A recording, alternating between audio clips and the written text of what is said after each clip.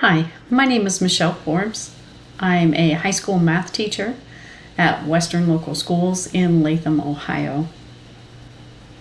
I teach a lot of different math classes. We're a small rural school, so we all kind of help out to make sure that we can offer our kids the best classes we can. So I do teach several CCP math courses through Shawnee and through Southern State. And I'm hoping to add this computer science course to what I teach. My typical classroom for CCP classes is usually pretty small, but sometimes they'll take some of the math courses and have them at the same period so that I can work with a lot of the CCP kids at the same time. Mostly I have 11th and 12th graders unless one year they decide to give me a geometry class, and then I'll have some 10th graders. So I'm hoping this expands what we can offer to our students at the high school level.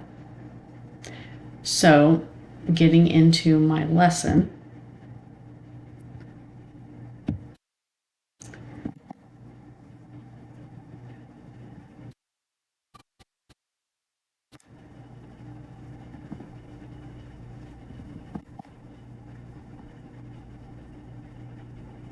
Okay, so beginning Python always reminds me of war games. As the computer types, it types greetings and asks a question looking for input from the user. So I always thought that was a cool movie and kind of had those same kind of things that we're going to learn to start out with. So intro to Python, just a reminder, I do want you to keep a notebook of the code in Python. So today we're going to learn about the print function. So as you learn about that, you're going to put a sample in your book, in your notebook, and then put how you write it or a little brief description of it also. So make sure that you keep a notebook for that, and then also have a second notebook for notes on the lecture and different things that you learned during that lecture. All right, so the first thing we're going to do is open Python. So we're going to open the program. Usually I just come down here to the search bar and type idle. And you can see it there. It says idle Python and shows the bit. Since we've already installed these on the computers, you should be able to find it easily. So once this comes up, this is called the interactive screen. So I could type something in here and have it do something. But what we want to do is save a different screen for our use to keep our program and to save our program in. So the first thing we're going to do is we're going to hit that file command and we're going to say new file. And it's going to open another window. I'm just going to go ahead and move that over here. And then we want to do a file save as. So we're going to go down to save as. Now what I would like you to do in your documents on your computer, I would like you to make a folder. And you could call it CCP or you could call it Shawnee, however you want to do that. So you're going to make that folder. To make a folder, you're going to go down, you're going to right click, go down to new, and then you're going to say folder. And it's going to put up a new folder, and it's already going to be ready for you to type a name for that folder. It's going to look like that. Like I said, you could put CCP class, you could put Shawnee, whatever you think will be more helpful to you. Next thing we're going to do is double click that. And we're also going to add another folder. So again, you're going to right click. You're going to go down to new. And you're going to click the folder button again. And since this is Computer Science 1, we're going to create a folder that says Computer Science 1. Then you're going to double click that folder. And this is ETCS 5021. Again, you're going to create a new folder. Go then to new folder and name it ETCS 5021. Once you have that folder, you're going to double click that. And we are in the first module of this class. So I do want you to, again, make a new folder, and we're going to call it Module 1. It's going to be really important that you keep your files organized so that you can easily and quickly find anything that you need to find. So make sure that you go ahead and do that. Again, new, and then you're going to create that new folder. And you're going to call it Module 1. So when we save this, we're going to save it under Module 1. And you can say Lesson 1. You can say Intro to Python. Whatever helps you in organizing these folders will be most beneficial. So I'm just going to call it Lesson 1 Lecture. And then we're going to hit save. Now we have our blank screen, and we want to start with what we want to write in here. So the very first thing I want you to do is to label this. So in order to label, we have to comment something out. And so we're going to use that pound key, or you could call it a hashtag. And then we're going to start with our name. And then we're going to hit the return button. We're going to, again, label this ETCS 5021. And remember, if I go a little bit too fast, you've got a pause button there. You pause it, you slow me down. If I'm not going fast enough for you, you know how to speed it up. So you just take it at your own pace. That way you will get the most out of it. So underneath ETCS 5021, we're going to go ahead and put Module 1, Lesson 1. Again, however you labeled that will be fine. And then we're just going to keep track of the dates we work on things. So I'm going to put today's date.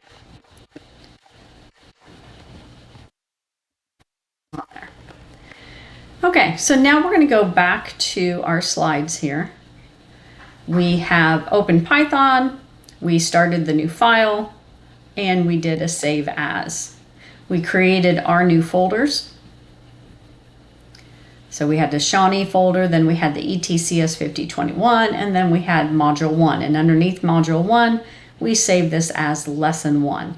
And again, it will be most helpful if you follow along in Python as we do the work on the slides. That way you can pause the video, make sure you caught up, and you can try running it too and make sure that you have the right code in there. All right, and we talked about the information at the top of the file, our name, our course number, our lesson number, and our dates worked. And again, if you put something aside and then come back to it a day or two later, add the new date to it. That way you have those dates that you worked with those files already on there.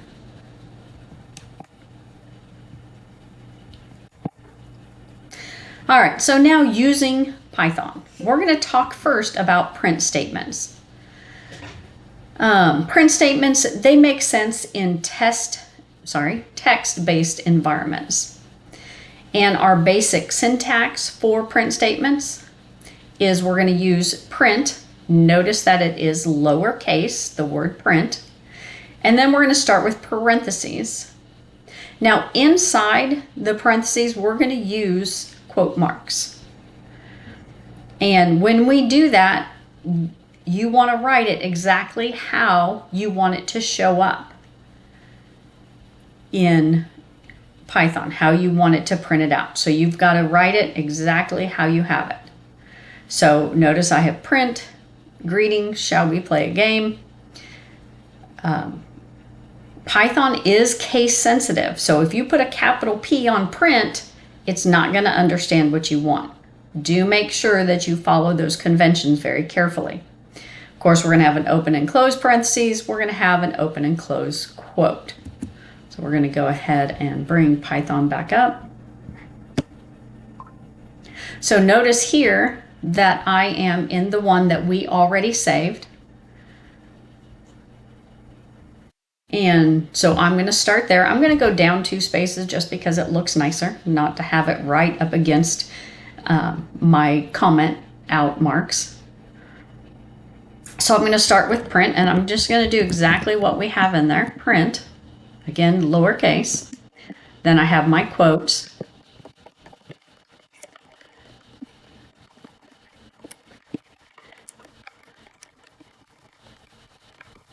Now, if we mistype something inside of our quotes, Python's not going to know the difference. It's just going to print out exactly what we tell it to.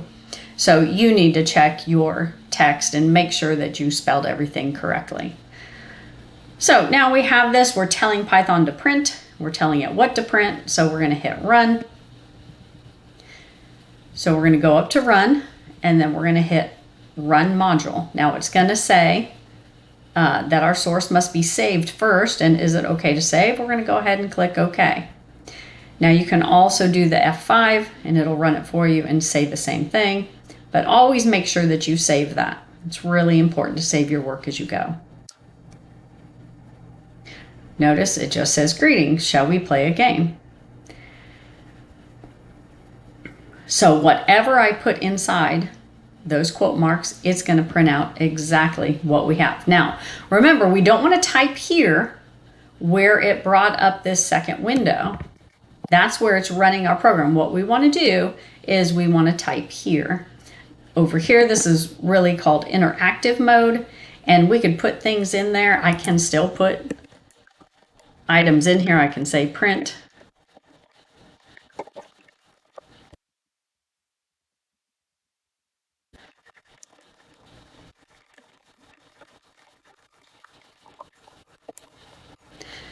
I can put the exact same thing, and I can hit enter, and it does exactly what I asked it to do. But we want to type our code into this screen that we saved our work on. Make sure that you're always using that.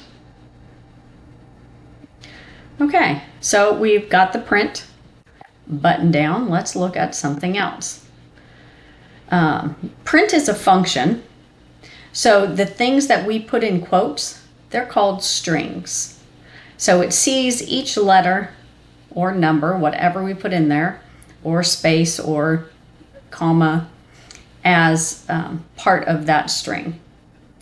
So we're going to look at some different things. We're going to look at integers and floating points and strings as we move on further from this class. We probably won't get to them today, but those are just some things that we'll point out.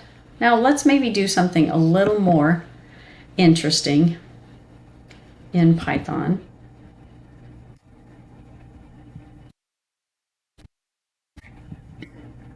So let's label something. Let's use a variable called name, and we're going to set that equal to, I'll use my name, you can use yours. We're going to use Mrs. Forbes. And then I'm going to redo this print statement. Actually going to put this above the print statement.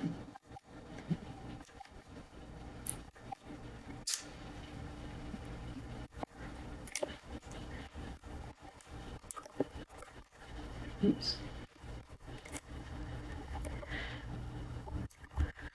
So I've got name, I've got my name, you should have yours. So we're going to come in here and we're going to add to our print statement. I'm going to put a quote here. I'm going to finish off that quote. When we change things that we have inside our print statement, we need to use a comma.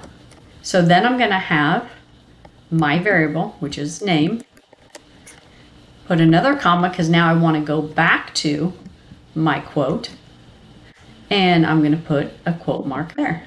Notice how it all turned green, meaning I have all my quotes off, closed off. I've used the beginning and ending, and make sure we use beginning and ending of our parentheses. I'm going to go ahead and hit run again, run module, or again F5.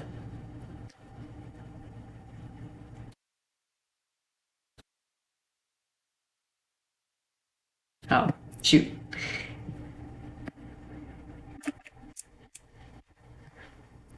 Let's try that. Putting that period in there messed it up. So now we're going to run it. Nope. What did I do?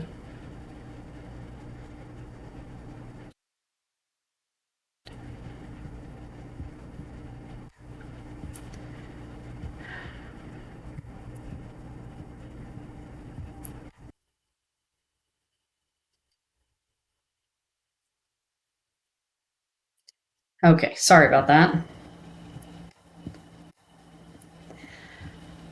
So I need to have, because I want it to just print exactly what I say, I need to have that in quotes.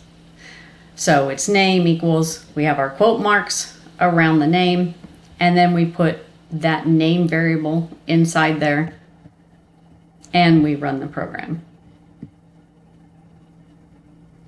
And it says, greetings Forbes, shall we play a game? So that is just one example of things we're going to learn in this course. I hope you enjoyed that lesson, and we will see you next time.